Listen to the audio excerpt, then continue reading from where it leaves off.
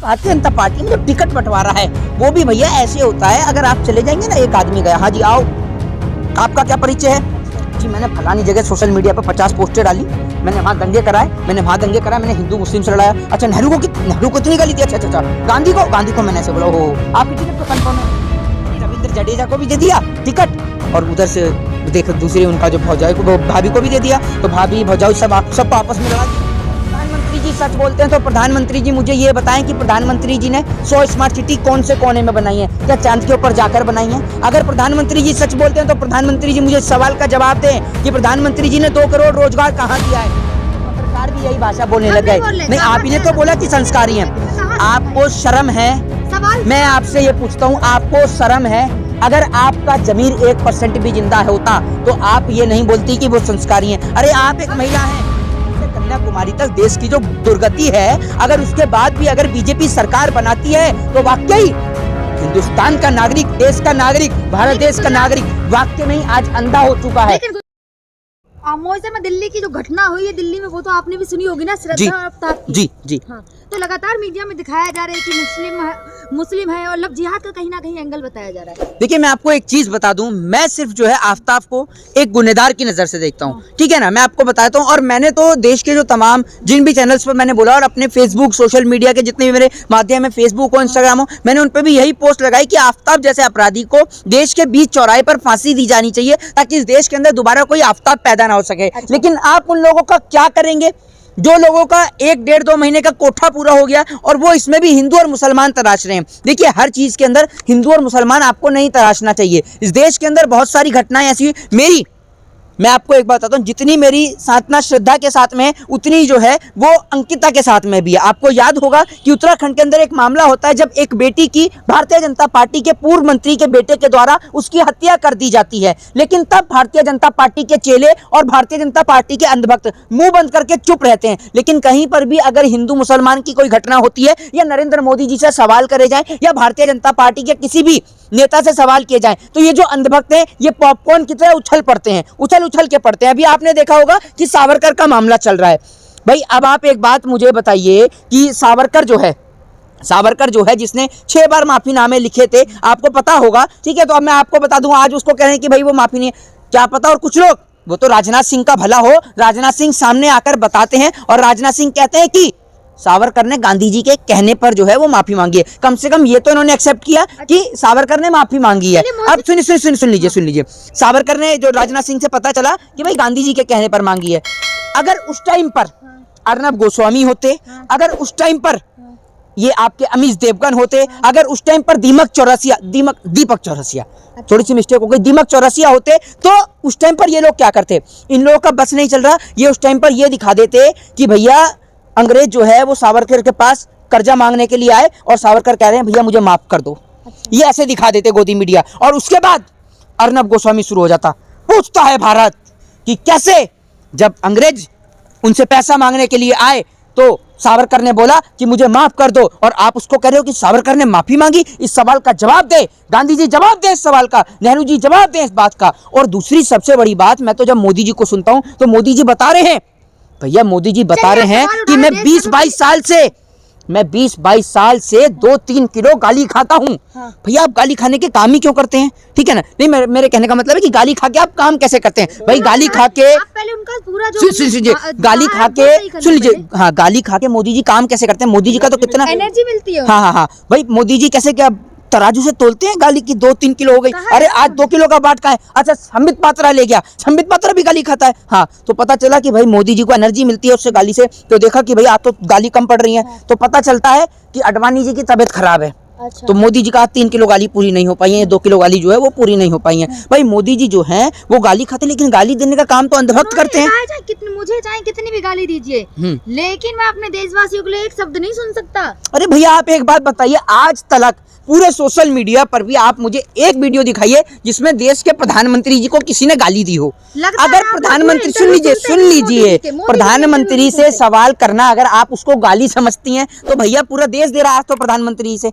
ये तो हर एक प्रधानमंत्री से सवाल किया जाता है। दूसरी बात ये कि प्रधानमंत्री जी, मैं तो सोचता हूँ कि गाली खा के काम कैसे करते हैं, है ना। अब और ये देखिए काम कैसे है उनके, देश के लिए कोई विकास का कोई काम नहीं है। अच्छा। कभी टोपी लगाने का भाषण देना, रैली देना, एम्बुलेंस को रास्ता देना। मोदी जी के काम तो कितने बड़े बड़े, रैलियां देना। देश के लिए कुछ ना हो भले ही, भाई देश के लिए कोई स्कूल बने ना बने, स्कूल का क्या है, पेंटिंग बन जाएगी, पेंटिंग बन जाएगी, क्या दिक्कत है। जी जी मुद्दे पे ही आते हैं। जी जी क्या अब इंसाफ भी हाँ हाँ होगा हाँ, वो मुद्दे से बिल्कुल मुद्दे से नहीं भटकाएंगे। आ जाइए हिंदू मुस्लिम पे कूद कर आइए ना, हिंदू मुस्लिम पे आएंगे पाकिस्तान पे, अच्छा आप आइए ना, क्योंकि विकास तो आपके लिए मुद्दा ही नहीं है। बात जी श्रद्धा की यहाँ हो रही है। जी। क्या अब इंसाफ भी हिंदू मुस्लिम देखकर होगा? ये बात तो आप भारतीय जनता पार्टी के लोगों से पूछिए। दूसरी बात क्या है, भारतीय जनता पार्टी में जब टिकट बंटवारा है वो भी भैया ऐसे होता है, अगर आप चले जाएंगे ना, एक आदमी गया, हाँ जी आओ, आपका क्या परिचय है? अच्छा जी मैंने फलानी जगह सोशल मीडिया पर 50 पोस्टर डाली, मैंने वहां दंगे कराए, मैंने हिंदू मुस्लिम से लड़ाया। अच्छा नेहरू को इतनी गाली दी, अच्छा गांधी को मैंने ऐसे बोला, हो आपकी टिकट तो कंफर्म है। अब महिला पहुंच गई वहां पर टिकट लेने के लिए, हाँ जी आपका क्या बायोडाटा है? हाँ जी मैं तो पहली बार चल रही हूँ। सोशल मीडिया पे पोस्ट, जी सोशल मीडिया पे कोई पोस्ट नहीं, तो आप कैसे गए यहाँ पर टिकट ले? दंगे आपने भाई दंगे क्या कराए आपने, क्या आपने पोस्ट डाली है, भड़काऊ पोस्ट कितनी डाली है? नहीं मैंने कोई, राष्ट्रवादी पार्टी है ना बीजेपी, सुन लीजिए राष्ट्रवादी पार्टी है बीजेपी, राष्ट्रवादी पार्टी। अब सुनिए टिकट बंटवारा हो रहा है, हाँ अरे वो जो फलाने दंगे हुए थे तो उसमें, अच्छा वो आपके पिताजी है जो फलाने दंगे में हो रहे, आप टिकट करो। उसके बाद आपने देखा नहीं, उसके बाद आपने देखा नहीं रविंद्र जडेजा को भी दे दिया टिकट, और उधर से देखो दूसरे उनका जो भौजाई को, भाभी को भी दे दिया, तो भाभी भौजाई सब आप सबको आपस में लड़ा दिया बीजेपी। मूवी ज्यादा देखते हैं ना, नहीं एक्टिंग बहुत अच्छी कर रहा है। एक्टर तो नरेंद्र मोदी जी, हमें क्यों शर्मिंदा कर रही हैं आप? एक्टर तो नरेंद्र मोदी जी हैं। एक्टर क्या पूरे देश की वो दुर्गति कर दी, एक साल किसान को सड़क पर बिठा दिया, बेचारे किसान पे गाड़ी चढ़वा दी, अरे किसान खेत छोड़कर यहाँ रोडों पर बैठ गया। और उसके बाद ये लोग ऐसे ऐसे शब्दों का इस्तेमाल करते हैं कि आपको बता दूंगा आपके रोंगटे खड़े हो जाएंगे। आप भूल सकती हैं, लेकिन इस देश का नागरिक, इस देश का किसान वो नहीं भूल सकता। क्या आप भूल गई जब किसानों के लिए ये बोला गया कि जब इतने किसान धरने पे बैठे तो 50-100 किसान मर गए, तो क्या हो गया? ये बात बोली गई थी, आप भूल गई होंगी, मेरे को आज भी ये बात याद है।